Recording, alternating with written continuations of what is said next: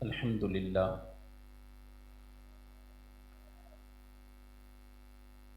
الحمد للہ رب العالمین والصلاة والسلام علی خاتم النبیین اما بعد فاعوذ باللہ من الشیطان الرجیم بسم اللہ الرحمن الرحیم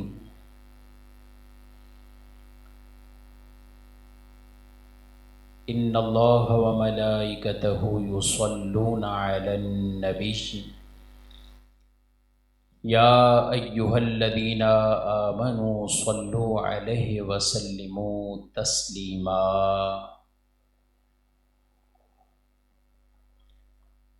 محبت کے ساتھ بلند آواز سے درود و سلام، الصلاۃ والسلام علیک یا رسول اللہ، الصلاۃ والسلام علیک یا حبیب اللہ، الصلاۃ والسلام علیک یا نبی اللہ وعلی آلک واصحابک یا نور اللہ۔ الحمدللہ عظیم الشان یہ محفل میلاد مصطفیٰ صلی اللہ علیہ وآلہ وسلم کا انعقاد و اہتمام کیا گیا۔ میں ان تمام احباب کا شکر گزار ہوں جنہوں نے آج مدعو کیا اور ہم سب کو یہاں پر بیٹھ کر ذکر پاک مصطفیٰ صلی اللہ علیہ وسلم سننے بیان کرنے کا یہ موقع فراہم کیا۔ اللہ رب العالمین ہر ایک کی کوشش کاوش کو اپنی بارگاہ میں قبول فرمائے اور آپ سب کا یہاں پر آنا جمع ہونا اپنی بارگاہ میں قبول فرمائے۔ جتنے بھی حضرات علماء کرام، مساجد کے ائمہ کرام اور دیگر ذی وقار اسٹیج پر تشریف فرما ہیں، آپ حاضرین ہیں، رب تعالی سب کی حاضریوں کو اپنی بارگاہ میں قبول فرمائے، میلاد کی برکتیں ہم سب کو نصیب فرمائے۔ میرے آقا صلی اللہ علیہ وآلہ وسلم ارشاد فرماتے ہیں، جو میرا امتی ایک دن میں 1000 مرتبہ مجھ پر درود بھیجے، وہ اس وقت تک مرے گا نہیں جب تک جنت میں اپنا گھر نہیں دیکھ لیتا۔ تعریف میں جو کرتا ہوں خیر الانام کی، عزت بلند ہوتی ہے میرے کلام کی۔ میری لحد میں لائیں گے تشریف مصطفیٰ، میری لحد میں لائیں گے تشریف مصطفیٰ، عادت بنا رہا ہوں درود و سلام کی، عادت بنا رہا ہوں درود و سلام کی۔ اور انشاءاللہ یہ درود کی برکتیں دنیا میں بھی دیکھیں گے، قبر میں بھی وہ نظارہ کریں گے، حشر میں قرب مصطفیٰ بھی پائیں گے، اور انشاءاللہ نبی پاک صلی اللہ علیہ وآلہ وسلم کی شفاعت کے صدقے اللہ جنت میں گھر بھی عطا فرمائے گا۔ یہ مہینہ مبارک، مہینہ ذکر خیر پیارے نبی صلی اللہ علیہ وسلم کے میلاد شریف، رات کا کافی حصہ یہ گزر چکا ہے اور اب یہ محفل بھی اپنے اختتام کی طرف ہے، کچھ دیر کے لیے حاضری رہے گی، تو میں آپ سب سے کہوں گا کہ بڑی توجہ کے ساتھ چند باتیں عرض کروں گا، ذوق بھی اپنا برقرار رکھیے اور اپنی پوری توجہ کے ساتھ اس بیان کو سماعت فرمائیں۔ ظاہر ہے 9 بجے سے آپ حضرات ماشاءاللہ یہ محفل پاک سجائے ہوئے ہیں، اور ابھی تک آپ نے نظم کی صورت میں، نعت کی صورت میں سرکار صلی اللہ علیہ وآلہ وسلم کے اوصاف جمیلہ حمیدہ کا ذکر خیر سنا۔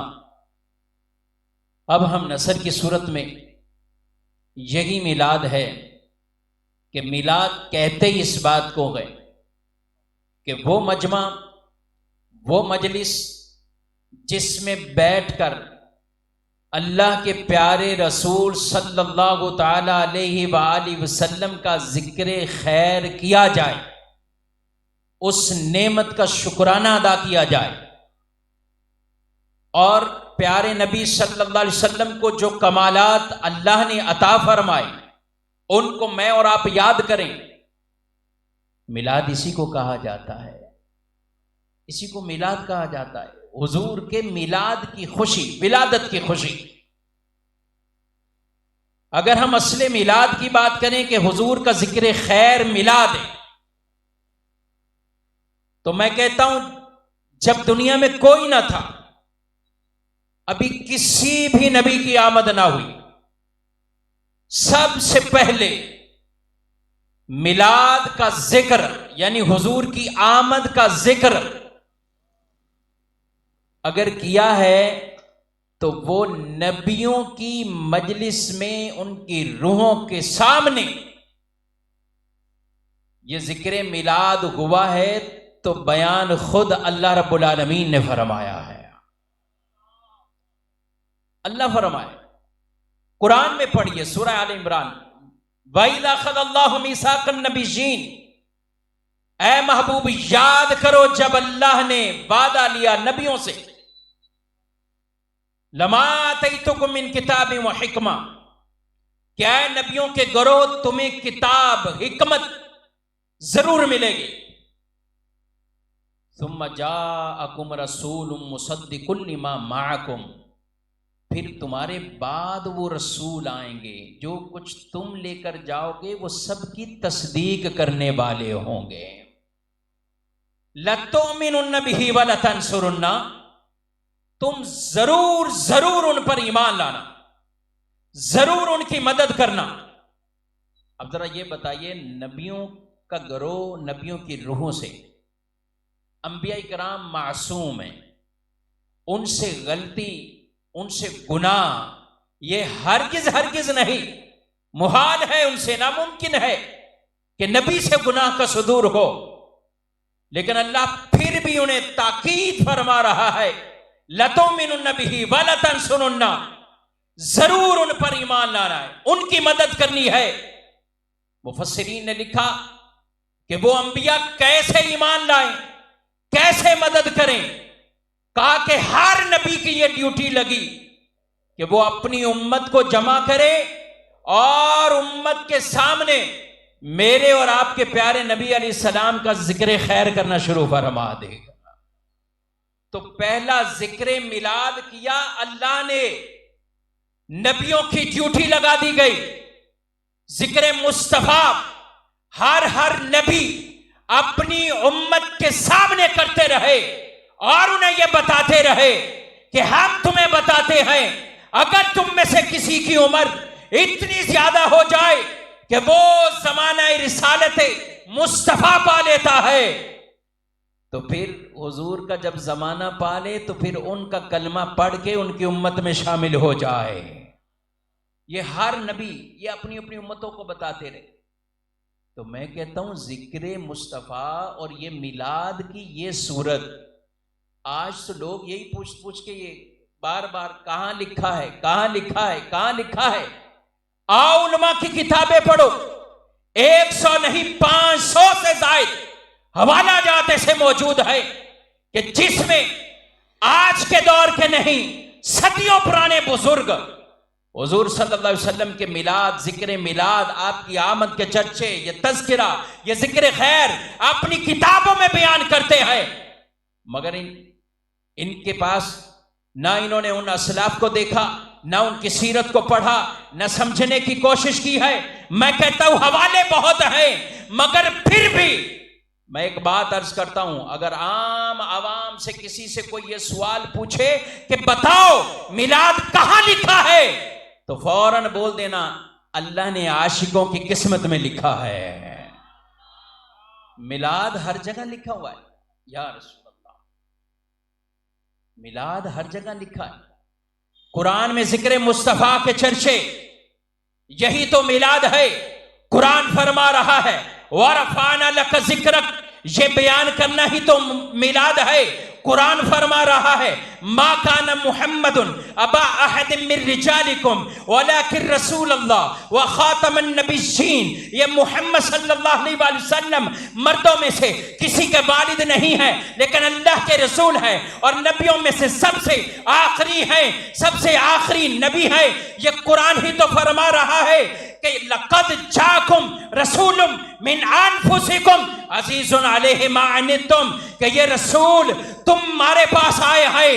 یہ کیسے رسول ہیں؟ عزیز علیہ ما عنتم، فرمایا امت کا مشکل میں پڑنا محبوب پر بڑا گراں گزرتا ہے۔ حریص علیکم، یہ امت کے خیر خواہ ہیں، امت کی بھلائی چاہنے والے ہیں۔ بالمومنین رؤوف الرحیم، یہ مومنوں پر رحمت بھی فرمانے والے ہیں، مہربانی بھی فرمانے والے ہیں۔ یہ قرآن بیان فرما رہا ہے، یہی تو میلاد ہے۔ اللہ نے اپنا تعارف قرآن میں فرمایا الحمدللہ رب العالمین، ساری تعریفیں اس اللہ کے لیے ہے جو سارے عالمین کو پالنے والا ہے۔ لیکن محبوب کا تعارف فرمایا وما ارسلناک الا رحمت للعالمین، اے محبوب میں رب العالمین ہوں، تو رحمت للعالمین ہے۔ تو یہی تو میلاد ہے۔ ہم کہتے ہیں یہی میلاد منا لو۔ حضور کا ذکر خیر جو قرآن میں ہے، حضور کا ذکر خیر جو حدیث طیبہ میں ہے، صحابہ بیٹھے ہوئے ہیں، غور کیجئے گا۔ نبی کریم صلی اللہ علیہ وسلم تشریف لائے، ارشاد فرمایا میرے صحابہ ما جلسکم، کس چیز نے تمہیں یہاں بٹھایا ہے؟ عرض کرنے لگے یا رسول اللہ صلی اللہ تعالی علیہ وآلہ وسلم ہم اس لیے یا جمع ہیں کہ اللہ نے آپ کے ذریعے سے ہمیں جو ہدایت عطا فرمائی ہے، ہم اسلام کے راستے پر چلے ہیں، اور اللہ نے آپ کا امتی ہمیں بنایا ہے۔ اس نعمت کے شکرانے پر ہم اللہ کی حمد اور تعریف کرنے کے لیے یہاں جمع ہوئے ہیں۔ اس نعمت کے شکرانے پر میرے آقا صلی اللہ تعالی علیہ وآلہ وسلم نے فرمایا تمہیں اللہ کی قسم اسی لیے بیٹھے ہو، تمہیں رب کی قسم ہے۔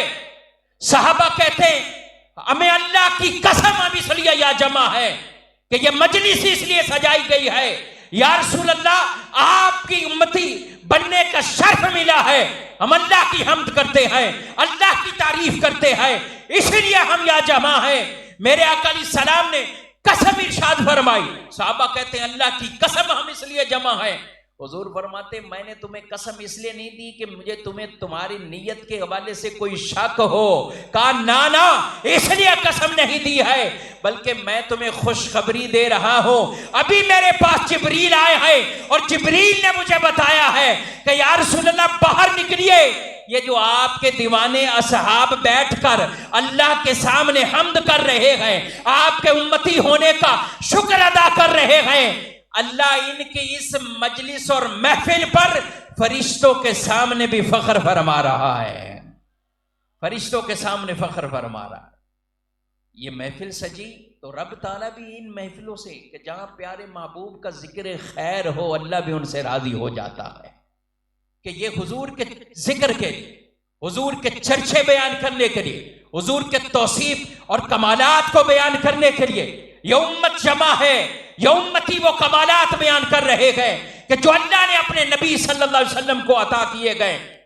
ایک مرتبہ صحابہ بیٹھے اور ایک صحابی کھڑے ہوئے کہتے ہیں مجھے اس بات پر تعجب ہے، مجھے اس بات پر تعجب ہے، اللہ نے حضرت آدم علیہ السلام کو چن لیا اور صفی اللہ بنا دیا، مجھے اس بات پر یعنی یہ شان پر تعجب ہے۔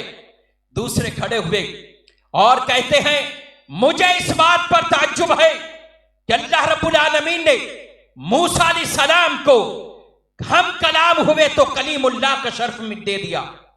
تیسرے کہتے ہیں یہ بھی شان بڑی تعجب والی ہے کہ عیسیٰ علیہ السلام روح اللہ بن جاتے ہیں، ایک کہتے ہیں ابراہیم خلیل اللہ بن جاتے ہیں۔ یہ سارے صحابہ، ترمذی شریف کی حدیث ہے، آپس میں بیٹھ کر یہ باتیں کر رہے ہیں، ایک ایک کھڑا ہو کر یہ بیان کر رہا ہے۔ اتنے میں سرکار تشریف لے آئے، حضور تشریف لائے تو آپ نے سنا اور آگے آ گئے، قریب آئے تو آپ نے خطبہ ارشاد فرمایا میرے صحابہ، میں نے تمہارے تعجب کو سنا، میں نے تمہاری حیرانگی کو بھی دیکھا، تمہارے کلام کو بھی سنا۔ کوئی کہہ رہا ہے ابراہیم خلیل اللہ ہے، آدم صفی اللہ ہے، عیسیٰ علیہ السلام روح اللہ کلمت اللہ ہے، موسیٰ کلیم اللہ ہے۔ بے شک ایسا ہی ہے، اللہ نے آدم کو صفی اللہ بنایا ہے، ابراہیم کو خلیل اللہ بنایا ہے، موسیٰ کو کلیم اللہ، عیسیٰ کو روح اللہ۔ یہ شانیں سب ان کی ہیں، بے شک ایسا ہی ہے۔ اللہ میرے صحابہ سنو، انا حبیب اللہ، اللہ نے مجھے اپنا محبوب بنایا ہے، اللہ نے مجھے محبوب بنا لیا ہے۔ حبیب کون ہے؟ جسے وہ ملے جو خلیل کو ملا، جسے وہ ملے جو کلیم کو ملا، جسے وہ ملے جو عیسیٰ کو ملا، جسے وہ ملے جو آدم کو ملا۔ جو کچھ اللہ نے پہلے نبیوں کو عطا کیا، وہ سارے کے سارے کمالات، وہ معجزات، وہ خاص شرف اپنے نبی کو عطا کیا۔ یہ تو سارا کچھ ملا ہی ملا ہے، مگر محبوب ہیں، حبیب ہیں، اس لیے اور عطا فرمایا ہے۔ فرق یہ ہے، کلیم وہ ہے جو کوہ طور پر پہنچے اور وہاں عبادت کرے، وہاں اعتکاف کرے، وہاں روزے رکھے، پھر اللہ سے ہم کلام ہو جائے اور پھر کہے مولا اس کلام میں اتنا حسن ہے، اس کلام میں اتنا مجھے مزہ آیا ہے، یا اللہ میں تیرا دیدار کرنا چاہتا ہوں، ربی آرینی، اے اللہ مجھے دیدار کرا دے۔ اللہ فرمائے لن ترانی، اے موسیٰ تم نہیں دیکھ سکتے، ولیکن انظر الی الجبل، لیکن اس پہاڑی کی طرف دیکھو۔ اللہ نے ایک تجلی اپنے نور کی پہاڑی پر فرمائی ہے، تجلی کو موسیٰ نے نہیں دیکھا بلکہ پہاڑی کو دیکھا ہے۔ وہ تجلی جو پہاڑی پر پڑی، پہاڑی ریزہ ریزہ ہوتی ہے، موسیٰ دیکھ کر بے ہوش ہو جاتے ہیں، زمین پر تشریف لے آتے ہیں۔ میں یہ عرض کرنا چاہتا ہوں کہ وہ کلیم اللہ ہے، 40 دن کے اعتکاف کے بعد اللہ کی بارگاہ میں کہیں یا اللہ دیدار چاہتا ہوں، رب فرمائے تم دیکھ نہیں سکتے۔ اور حبیب اللہ وہ ہے جو بستر پر آرام فرما رہا ہو، اللہ فرشتوں کی جماعت بھیج دے، میرے محبوب کو اٹھاؤ اور کہو کہ آؤ آج اللہ معراج کی رات اپنا دیدار کرانا چاہتا ہے۔ یا رسول اللہ، تاجدار ختم نبوت، تاجدار ختم نبوت، تاجدار ختم نبوت۔ تو کلیم اللہ کا شرف بھی اپنی جگہ اور حبیب اللہ کا شرف کہ اللہ نے کتنا نوازا ہے۔ حضرت موسیٰ فرماتے ہیں کہ جب سے میں نے وہ تجلی پہاڑ پر پڑی تو میں نے پہاڑی کو دیکھا، بس اس پہاڑی کو دیکھا۔ فرماتے ہیں میری آنکھوں کے اندر نور کا اتنا اضافہ ہوا کہ رات کے اندھیرے میں بھی میلوں دور اگر کہیں کالی چونٹی کسی پہاڑ پر بھی چلتی ہے تو میں اسے دیکھ لیتا ہوں، میں اسے دیکھ۔ یہ موسیٰ کہتے ہیں کہ وہ اس نور کے اندر یعنی اتنا بڑا کہ میں اس کو دیکھ لیتا ہوں۔ اللہ اکبر۔ موسیٰ علیہ السلام نے تو صرف پہاڑی کو دیکھا، میں کہتا ہوں کہ پیارے نبی کی آنکھوں کی بصارت اللہ اکبر وہ کتنی ہوگی کہ جنہوں نے جاگتے ہوئے اللہ کا دیدار کیا ہے، جاگتے ہوئے اللہ کا دیدار کیا۔ تو اللہ رب العالمین نے موسیٰ علیہ السلام کو یہ اپنے ہم کلام ہونے کا شرف دیا، ابراہیم علیہ السلام کو وہ خاص خلیل اللہ کا لقب ملا، اللہ کے دوست۔ آدم علیہ السلام صفی اللہ، چنے ہوئے، منتخب ہوئے۔ حضرت عیسیٰ علیہ السلام کلمت اللہ روح اللہ۔ میرے آقا فرماتے ہیں لوگوں سنو، الا انا حبیب اللہ، مجھے اللہ نے اپنا محبوب بنایا ہے۔ بلا فخر، میں فخر نہیں کرتا، فرمایا میں فخر نہیں کرتا. پھر فرمایا قیامت کے دن انا حامل لواء الحمد، قیامت کے دن وہ پرچم میرے ہاتھ میں ہوگا، لواء حمد کا جھنڈا. اللہ اکبر. فرمایا لواء حمد کے نیچے آدم بھی ہوں گے، ابراہیم بھی ہوں گے، موسیٰ اور عیسیٰ بھی میرے لواء حمد کے نیچے کھڑے ہوں گے. ولا فخر، میں فخر نہیں کرتا. فرمایا میں وہ پہلا شخص ہوں، انا اول شافع یوم القیامہ، قیامت کے دن سب سے پہلے میں شفاعت کروں گا اور میری ہی شفاعت کو قبول کیا جائے گا، میری شفاعت کو. میرے بھائیوں، میرے نبی صلی اللہ علیہ وسلم کی شفاعت اور یہ امت سے پیار دیکھیے.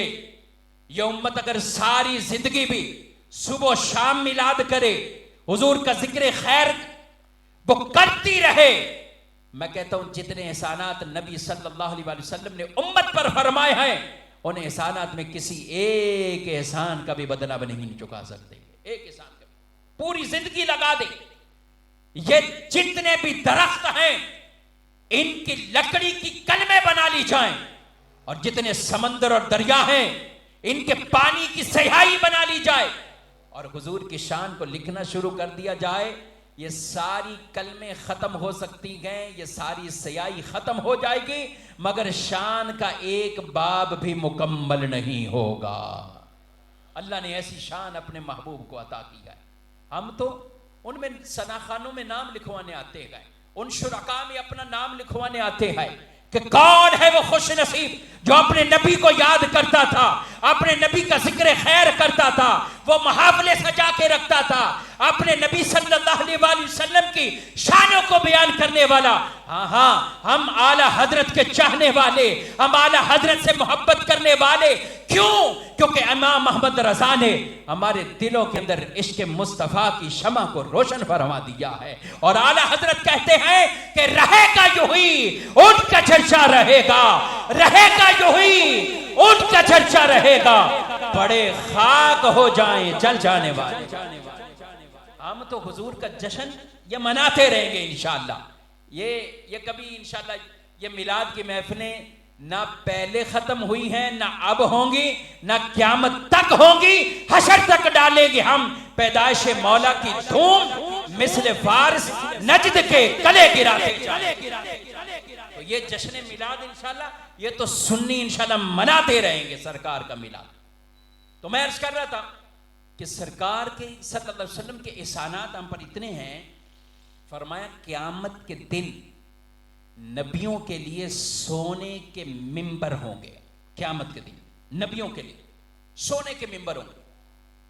فرمایا ہر نبی اپنے اپنے ممبر پر تشریف فرما ہو جائیں گے. ایک ممبر وہ میرا ممبر. رسول اللہ صلی اللہ علیہ وسلم فرماتے ہیں میں اپنے ممبر پر نہیں بیٹھوں گا. یقین کریں جب بھی یہ روایت پڑھتے ہیں سنتے ہیں فوراً ایک وہ خاص طرح کی محبت کہ رسول اللہ صلی اللہ علیہ وسلم کتنی امت سے محبت فرمانے والے. فرمایا میں اس ممبر پر نہیں بیٹھوں گا. کیوں؟ کہا مجھے خوف یہ لاحق ہوگا کہ کہیں میں ممبر پر بیٹھوں تو ایسا نہ ہو کہ ممبر پر بٹھا کر مجھے جنت کے اندر داخل کر دیا جائے. میں اس لیے نہیں بیٹھوں گا اور میں حشر کے میدان کے اندر ہوں گا اور اپنے امتیوں کی شفاعت کر کے انہیں جنت میں لے جے کرنے والا ہوں گا. اپنے امتیوں اس امت کے پیار اور محبت میں. اس لیے میرے آقا علیہ السلام نے فرمایا حیاتی خیر لکم و مماتی خیر لکم. میرا زندہ رہنا دنیا میں ظاہری حیات کے ساتھ یہ بھی تمہارے لیے بہتر. کیسے بہتر؟ فرمایا تم مجھ سے سوال کرتے ہو، طرح طرح کی چیزوں کے بارے میں پوچھتے ہو، سوال کرتے ہو، کچھ مانگتے ہو، میں تمہیں عطا کرتا ہوں. میری زندگی بھی تمہارے لیے بہتر. وَمَمَاتِي خَيْرٌ لَكُمْ، دنیا سے پردہ فرمانا یہ بھی تمہارے لیے بہتر ہے. عرض کی یا رسول اللہ صلی اللہ تعالیٰ علیہ وسلم دنیا سے پردہ فرمانا یہ بھی بہتر ہمارے لیے؟ کہا ہاں یہ بھی تمہارے لیے بہتر ہے. پوچھا حضور کیسے؟ فرمایا تمہارے اعمال مجھ تک پیش ہوں گے، جن کے اعمال اچھے ہوں گے ان سے میں راضی ہوں گا، اور جو میرے گناہگار امتی ہوں گے ان کے گناہ جب میں دیکھوں گا تو رب کی بارگاہ میں بخشش کی سفارش کرتا رہوں گا۔ یہ کریم آقا، یہ احسانات، میرے آقا علیہ السلام دنیا سے پردہ فرمایا، دنیا میں تشریف لائے، رب حب لی امتی، پردہ فرمایا، زبان پر امتی امتی جاری۔ حضرت علی مولا کائنات، حضرت قسم رضی اللہ تعالیٰ عنہ، یہ دو ہستیاں وہ گئے جو کہتے ہیں حضور صلی اللہ علیہ وسلم کو مزار پر انوار قبر شریف میں جب آپ کے مبارک جسم کو دیکھ رکھا تو میں نکلنے لگا، اتنے میں خاص طور پر حضور کے چہرے مبارک کی طرف دیکھا تو لب مبارک جنبش کر رہے تھے، ہل رہے تھے۔ میں نے کانوں کو قریب کیا تو حضور اس وقت بھی امتی امتی فرما رہے تھے، جو نہ بھولا ہم غریبوں کو رضا۔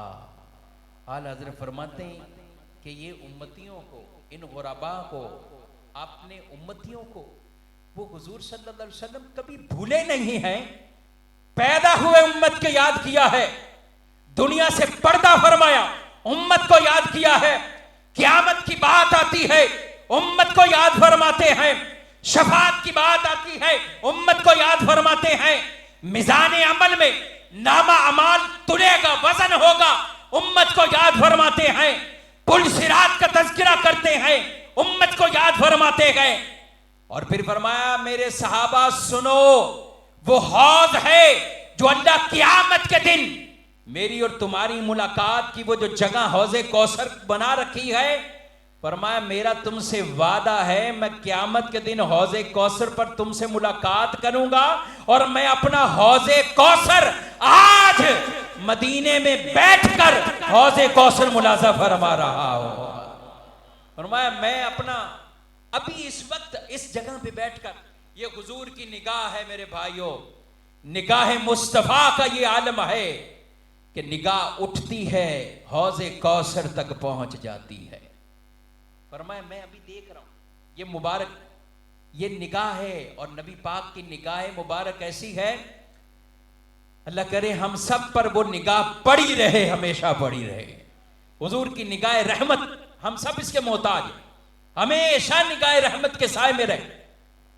آپ صلی اللہ علیہ وسلم فرماتے ہیں صحابہ سے، میرے صحابہ سنو، جیسے مجھے سامنے سے نظر آتا ہے ایسے ہی مجھے پیٹھ کے پیچھے سے بھی نظر آتا ہے۔ سامنے سے بھی میں دیکھتا ہوں، پیچھے سے بھی میں دیکھتا ہوں، پیٹھ کے پیچھے سے بھی۔ آقا صلی اللہ علیہ وسلم کی یہ نگاہ ہے۔ حضرت حذیفہ کہتے ہیں ایک دفعہ میں آیا تو میں نے اپنی امی سے اجازت مانگی کہ میں نبی پاک صلی اللہ علیہ وسلم کے پیچھے میں جا رہا ہوں، حضور سے ملاقات کر کے آتا ہوں۔ تو میری ماں نے کہا کہ حذیفہ جاؤ اور میرے لیے مغفرت کی دعا کروا لینا، میرے لیے مغفرت کی دعا کرو۔ میرے بھائیوں ایک بات سیکھیے، مجھے اور آپ سب کو سمجھنی چاہیے، جب بھی کبھی ہم ایسی جگہ پہ جائیں جو قبولیت، جہاں دعا قبول ہوتی، مستجاب ہوتی، آپ عمرے کا احرام باندھتے ہیں، خانہ کعبہ کو دیکھتے ہیں، جو بھی مبارک جگہیں یا مبارک یہ محفل کہ جہاں بھی یہ بشارتیں ہیں، جب بھی کبھی صحابہ اسلاف ایسی جگہوں پہ جاتے تو وہ دعائیں پتہ کیا مانگتے؟ یا اللہ ہماری بخشش فرما دے۔ پہلی دعا ان کی یہ ہوتی تھی، پہلی دعا۔ ہمیں پتہ چلے فلاں پیر صاحب جو دعا کرتے ہیں قبول ہو جاتی، ہماری پہلی نکلتی دعا یہ ہے کہ بزنس میرے پاس ایک دکان ہے تو 2 دکانیں ہو جائیں، اور مال میں برکت ہو جائے، میرا مال زیادہ ہو جائے۔ ٹھیک ہے یہ دعائیں بھی کروائیں، مگر پہلی دعا کیا ہونی چاہیے؟ اپنی مغفرت کی دعا کروانی چاہیے۔ حضرت حذیفہ کہتے ہیں مجھے میری ماں نے یہ کہہ کر جب بھیج دیا تو میں حضور صلی اللہ تعالیٰ علیہ وسلم کے پیچھے میں نے مغرب کی نماز کو ادا کیا۔ نبی کریم علیہ السلام نماز ادا کر فرمانے کے بعد وہیں بیٹھے رہے، اب کچھ پڑھتے رہے، کچھ مشغول رہے، میرے اندر ہمت نہ ہوئی آگے بڑھوں، حضور سے کہوں یا رسول اللہ میرے لیے دعا کرے، میری ماں کے لیے دعا کرے، مگر میں بیٹھا رہا یہاں تک کہ عشاء کا وقت ہو جاتا ہے۔ کہا جب عشاء کا وقت ہوا حضور نے نماز پڑھائی، نماز پڑھا کر نبی کریم علیہ السلام چلنے لگے، اپنے حجرے کی طرف بڑھنے لگے. میں نے کہا ماں نے پوچھنا ہے دعا کروائی کہ نہیں کروائی، تو میں کیا جواب دوں گا؟ میں فوراً پیچھے ہوا، میرے قدموں کی آہٹ، کچھ آواز ایسی پیدا ہوتی ہے، حضور وہیں رک جاتے ہیں، پیچھے دیکھا نہیں ہے، بس وہیں سے زبان سے کلمات جاری ہوئے، ما حاجتک یا حذیفہ، اے حذیفہ تجھے کیا کام ہے؟ غفر اللہ لک ولی امک، اللہ تیری بھی مغفرت کرے، تیری ماں کی بھی مغفرت فرما دے. اے حذیفہ تجھے کیا کام ہے؟ اللہ تجھے بھی بخشے، تیری ماں کو بھی بخشے. میں نے کہا یا رسول اللہ میرا کام تو ہو گیا جو میں کہنے کے لیے آ رہا تھا. یہ نبی کریم صلی اللہ علیہ وآلہ وسلم جن کو اللہ نے یہ نگاہیں عطا فرمائی ہیں، مبارک ہاتھ کے کمالات دیکھیں، مبارک نگاہوں کے کمالات دیکھیں، مبارک چہرے کا کمال دیکھیں کہ وہ مبارک چہرہ ہے کہ جن کو صحابہ نے اور انصار کے لوگوں نے جب حضور مدینے تشریف لاتے ہیں انہوں نے دیکھا اور پہلی بار دیکھا تو تکتے رہے اور یہ پکار اٹھے خدا کی قسم جتنا حسین چہرہ ان کا ہے یہ کسی بھی جھوٹے شخص کا چہرہ نہیں ہو سکتا. بے شک یہ سچے ہیں اور جو یہ پیغام لائے ہیں ہم ان کا کلمہ پڑھ کے ان کی امت میں ہم شامل ہو جاتے ہیں. یہ دشمن بھی یہ چہرہ دیکھتا. دائی حلیمہ رضی اللہ تعالیٰ عنہ قربان جائیں، حضور کی رضائی والدہ جنہوں نے نبی پاک صلی اللہ علیہ وآلہ وسلم کو دودھ پلایا. نبی پاک صلی اللہ علیہ وآلہ وسلم کو چند عورتیں خواتین ایسی ہیں کہ جنہوں نے دودھ پلایا. ان میں سے سب سے پہلے تو آپ کی والدہ ماجدہ بی بی آمنہ رضی اللہ تعالیٰ عنہ جنہوں نے نبی پاک صلی اللہ علیہ وسلم کو دودھ پلایا. دوسری ان کی کنیز، ان کی خادمہ ام ایمن رضی اللہ تعالیٰ عنہ، انہوں نے نبی کریم صلی اللہ تعالیٰ علیہ وآلہ وسلم کو دودھ پلایا. اور ایک سویبہ جس نے رسول اللہ صلی اللہ علیہ وسلم کو دودھ پلایا. پھر 3 اور خواتین ایسی عورتیں ہیں جو کواری عورتیں ہیں، شادی شدہ نہیں ہے مگر حضور کو کوئی لے کر بچپن میں اپنی گود میں لے کر جا رہا تھا. حضور کا حسن و جمال دیکھا تو انہیں بھی دودھ اتر آیا اور انہیں شوق ہوا کہ ہم بھی اس بچے کو دودھ پلائیں گے. انہوں نے بھی دودھ پلایا. اعلیٰ حضرت امام اہل سنت لکھتے ہیں جس عورت نے حضور کو دودھ پلایا اللہ نے سب کو ایمان کی دولت عطا فرما دی ہے. 7 عورتیں ہیں جنہوں نے نبی پاک صلی اللہ علیہ وسلم کو دودھ پلایا. اور بالخصوص جب ذکر ہوتا ہے تو دائی حلیمہ کا ہوتا ہے، بنو سعد قبیلے کی وہ بی بی حلیمہ رضی اللہ تعالیٰ عنہ جو اپنے گھر سے نکلتی ہیں، میں کہتی ہیں کہ میں بھی کوئی بچہ لے کر آتی ہوں تاکہ ہمارے ہاں بھی خوشحالی ہو جائے. آج لوگ کہتے ہیں ذکر میلاد کیوں کرتے ہو؟ ارے میلاد تو نام ہی اسی چیز کا ہے. حضور جب پیدا ہوئے، پیدا ہونے کے بعد کیا واقعات ہوئے، ایسے کون سے معاملات رونما ہوئے، حضور کی ولادت سے پہلے کون سے واقعات ہوئے، آپ پڑھتے جائیں. نبیوں نے تذکرہ کیا، نبی کریم علیہ السلام کا ذکر خیر کرتے رہے. حضور دنیا میں تشریف لے آئے، ولادت کے وقت بھی ایسے واقعات ہوئے. آپ کی والدہ کہتی ہیں کہ جب حضور صلی اللہ علیہ وآلہ وسلم دنیا میں تشریف لائے ہیں تو ایک ایسا نور خارج ہوا ہے کہ جس سے شام کے محلات بھی چمکنے لگ جاتے ہیں. یہ لوگوں نے دیکھ لیے. یہ کیا ہیں؟ یہ وہ معجزات، وہ خاص چیزیں ہیں، خاص معجزہ. تو اس چیز کو کہا جاتا ہے کہ جو نبی سے اعلان نبوت کے بعد ظاہر ہو، مگر وہ چیزیں کہ جو معجزہ بن کر ایک طرح کی ظاہر ہوتی ہیں. حضور دنیا میں تشریف لائے تو یہ نور کی صورت میں بی بی حلیمہ آتی ہیں. دائی حلیمہ کا بھی عجیب واقعہ ہے، بڑا ہی محبت والا قصہ ہے. آپ اپنے گھر سے نکلی، اور بھی دائیاں ہیں، وہ کہتی ہیں کہ اے بی بی حلیمہ تیری سواری بھی کمزور ہے، تو خود بھی کمزور ہے، تجھے دیکھ کر کون اپنا بچہ دے گا. اور سارے مکے کے اندر پہنچتی ہیں عورتیں پہلے بڑی اور پوچھنے لگیں کہ کن کے ہاں بچے پیدا ہوئے. اور اللہ نے نبی پاک کے صدقے جب حضور کی جس سال پیدائش ہوئی ہے ہر ماں کو اللہ نے پورا سال جن کے ہاں ولادتیں ہوئیں بیٹے عطا فرمایا ہے. یہ خاص شرف یہ پوری عورتوں کو ملا ہے. اور بی بی حلیمہ جب آتی ہے آپ کے گھر پر پتہ چلتا ہے یہ وہ بچہ ہے جس کے والد دنیا میں نہیں ہیں، دادا کی کفالت میں ہیں. آپ کہتی ہیں بس میں نے دیکھا، میں دیکھتی گئی، ایک ایسا نور نکل رہا تھا کہ جو نور بالکل آسمانوں کی طرف اٹھ رہا تھا۔ میں نے آپ کی والدہ سے کوئی بات نہیں کی، آگے میں بڑھی اور میں نے ان کا ماتھا چوم لیا اور میں نے فوراً کہا کہ بس یہ بیٹا چاہیے، یہ بچہ مجھے چاہیے۔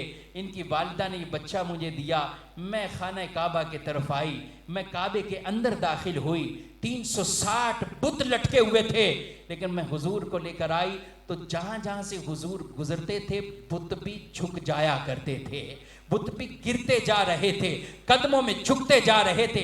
کہا میں باہر آئی، میں نے سوچا حجر اسود ہے، کیوں نہ ہو اپنے شہزادے کو، اور حضور کو وہ مبارک کہنے لگی، مبارک نام رکھا کہ برکت والے ہیں، میں کیوں نہ ہو حجر اسود کا بوسہ اپنے شہزادے کو دلواؤں۔ کہتی میں جیسے ہی باہر آئی تو میں نے دیکھا حجر اسود کچھ اوپر نصب تھا، بس دل میں یہ تمنا ہی پیدا ہوئی میں حضور کو اوپر کروں تاکہ آپ حجر اسود کو چوم لے۔ کہا میں نے ابھی کرنا ہی چاہا، اتنے میں حجر اسود نیچے جھک آتا ہے اور حضور کو چومنے لگ جاتا ہے۔ حجر اسود نبی کریم صلی اللہ علیہ وسلم کو چومتا ہے۔ کہا یہ میں نے چیزیں دیکھی، اور اس کے بعد میں اسی سواری پر بیٹھی، ساری سواریاں جانے لگی، لیکن جب معاملہ ہوا پہلے میری سواری سب سے پیچھے تھی، مگر اب وہی سواری جسے کمزور سمجھا جا رہا تھا، قافلے میں سب سے آگے میری سواری جا رہی ہے۔ مجھ سے عورتیں پوچھتی ہیں اے بی بی حلیمہ کیا مکے میں آ کر کوئی سواری بھی نہیں خرید لی ہے، سواری چینج کی ہے، نئی سواری ہے؟ کہا نا سواری وہی ہے، سوار بدلا ہوا ہے، سوار مہمان ایک نیا تشریف فرما ہے، بس یہ قافلہ جاتا گیا۔ وہ قحط پڑا ہوا تھا اس سال کے اندر، لوگوں کی فصلیں تباہ تھی، ہر طرف بارش نہ ہونے کی وجہ سے جانور پیاسے مر رہے تھے، گھاس اگتا نہیں تھا، بھوک سے مر رہے تھے، یہ کیفیات تھیں، مگر کہا کہ حضور جہاں جہاں سے گزرتے گئے اللہ نے ہر طرف سے وہاں سر سبز شاداب بنا دیا، فصلیں اگنا شروع ہو جاتی گئیں۔ میں اپنے گھر میں پہنچی، میں جیسے ہی گھر میں گئی ہوں خیمے کے اندر جاتی ہوں، میرے ایک اور بھی بیٹا تھا جسے میں دودھ پلاتی، اور میں نے وہاں دیکھا کہ میں کمزور تھی مگر میرے جسم کے اندر باقاعدہ دودھ ہے۔ میں نے اپنے شہزادے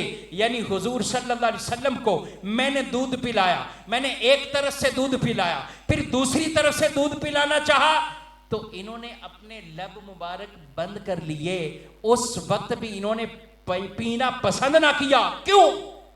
فرمایا اس لیے نہیں پیا کہ دوسری طرف سے میں نے دوسرے بیٹے کو دودھ پلانا ہوتا تھا، حضور صرف ایک طرف سے دودھ پیتے تھے۔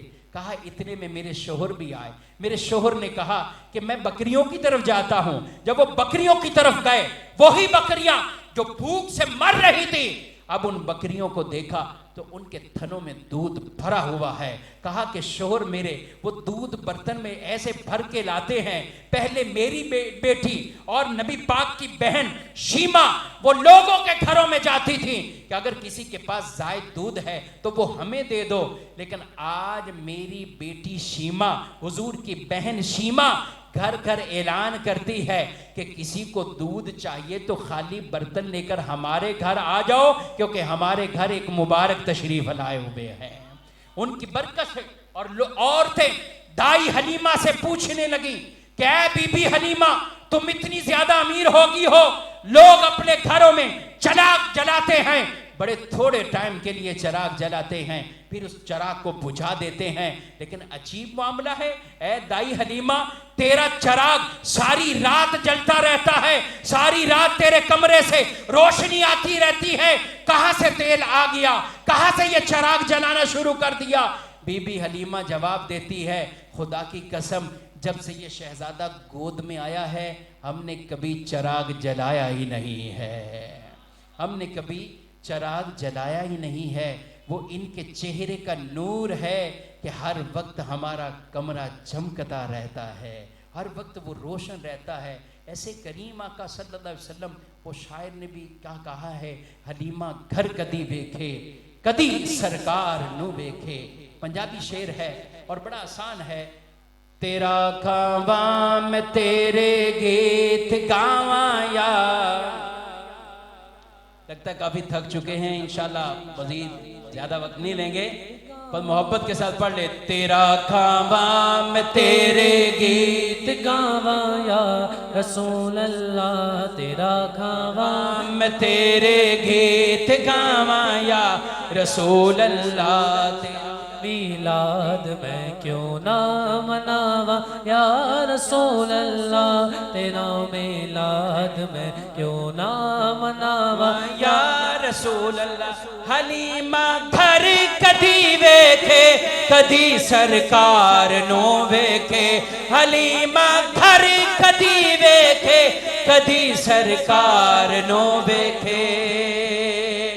حلیمہ یہ سارے معجزات دیکھ کے، کبھی حضور کو دیکھے، کبھی اپنی جھونپڑی کو دیکھے کہ میرا مکان تو بڑا چھوٹا سا، جھونپڑی بظاہر بڑی چھوٹی ہے، کیسے مبارک اس جھونپڑی اور خیمے کے اندر تشریف لائے ہوئے ہیں. حلیمہ گھر کدی ویکھے کدی سرکار نو ویکھے. میں کیڑی سے جے تیرے لئی سجاواں یا رسول اللہ. میں کیڑی سے جے تیرے لئی سجاواں یا رسول اللہ. تیرا میلاد میں کیوں نہ مناواں یا رسول سرکار کی آمد، مرحبا من ٹھار کی آمد، مرحبا دل دھار کی آمد، مرحبا مکی کی آمد، مرحبا مدنی کی آمد، مرحبا عربی کی آمد، مرحبا قریشی کی آمد، مرحبا ہاشمی کی آمد، مرحبا مطلبی کی آمد، مرحبا حضور کی آمد، مرحبا پر نور کی آمد، مرحبا پر نور کی آمد. مرحبا تیرا میلاد